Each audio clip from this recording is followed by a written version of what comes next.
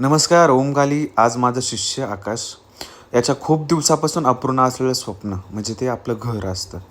त्याच्या घराची इच्छा होती की खूप दिवसापासून आई भगवतीला त्याची विनवणी होती. जगदंबेने त्याची इच्छा पूर्ण केली आणि आज त्याच्या घराचं काम सुरू आहे. प्रत्येकाची इच्छा असते आपली वास्तूमध्ये आपल्या शांती असावी, सुख समृद्धी, धन ऐश्वर्य लाभावं. तर जेव्हा स्लॅब केला जातो किंवा पायाभरण केलं जातं, पायाभरणचा व्हिडिओ मी टाकू शकलो नाही, परंतु स्लॅबच्या वेळेस ज्या ज्या वस्तू टाकायच्या असतात त्या या व्हिडिओमध्ये मी टाकला आहे. आणि जास्तीत जास्त गोमूत्र आणि शेणाचा प्रयोग आपण याच्यात करायचा आहे. जी मशीन असते स्लॅबची त्याची आपण सर्व आधी पूजा केली.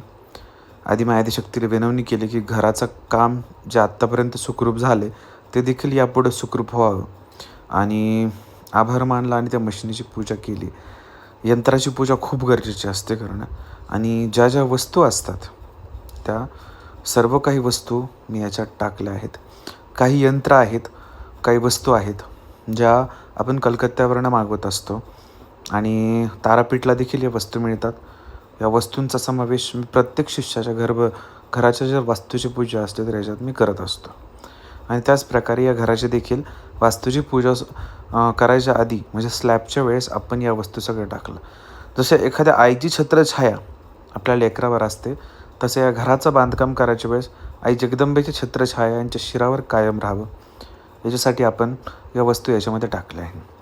आणि त्यालाच घराच्याच जवळ त्यांनी आई जगदंबेचा एक सुंदर असा मंदिर बांधला आहे. आणि त्या मंदिराचं देखील पुढच्या व्हिडिओमध्ये मी तुम्हाला देवीची जी गादी असते ती कशी भरायची ती याच व्हिडिओमध्ये पुढं कंटिन्यू आहे. बऱ्याचशा वस्तू असतात, रत्न असतात, ते आपण याच्यात समावेश केला आहे. आणि आता अशा पद्धतीने जे मंदिरात जो पाया असतो त्याच्यावरती वटा बांधला जाईल आणि त्याच्यानंतर परत एकदा गादी भरली जाते. तर आधी जी गादी भरली जाते ते सर्वप्रथम आईसाहेबांना प्रिय असणार ते म्हणजे जगदंबेचं लेणं आपण याच्यात टाकले. आणि या वस्तू ज्या तुम्हाला दिसत आहेत त्या वस्तू सर्व गुपित आहेत. त्या वस्तू मी याच्यामध्ये टाकतो आहे. आणि केळीचं कमळ देखील खूप खूप महत्त्वाचं असतं. त्याच्यामुळं केळीचं कमळ देखील धन ऐश्वर्याचं प्रतीक असतं. जसं एखाद्या वस्तूची ओटी भरतो आपण, जगदंबेची ओटी भरतो, तसंच या भूमीची ओटी आपण या वस्तूंनी भरत आहे. आणि याच्यात काही आयुर्वेदिक वस्तू देखील असतात. आणि काही ज्या तामसक्रिया जर या भूमीवरती झाल्या असतील त्याच्या शांतीसाठी या वस्तू आपण स्थिर करत असतो, जेणेकरून आदिमायादिशक्तीचा इथं वास व्हावा. धनाचा प्रतीक असतो. कायम मी गादी भरायच्या वेळेस धनाचा प्रयोग करत असतो.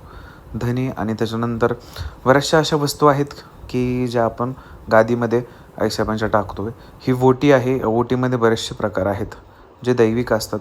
त्याच्यानंतर शिक्के टाकलेत काही, त्याच्यामध्ये चांदीच्या एका शिक्क्याचा आहे समावेश. आणि त्याच्यानंतर आपले जे साधे शिक्के असतात ते आपण टाकू शकतो.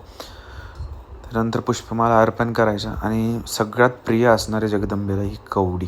मी सर्वप्रथम जेव्हा आईसाहेबांना स्थान दिलं होतं तर 4 कवड्यांवरती जगदंबेची मूर्ती स्थापन केली. चाफ्याची फुलं सुगंधित करून अशा प्रकारे हे आपण आईसाहेबांची गादी भरली. याच्यानंतर ब्राह्मणशास्त्र विधीने देखील गादी भरली जाईल आणि नवचंडी याग वगैरे केला जाईल. असंच प्रत्येकाचं घर दार व्हावं, आई जगदंबा सर्वांच्या इच्छा पूर्ण कराव्या.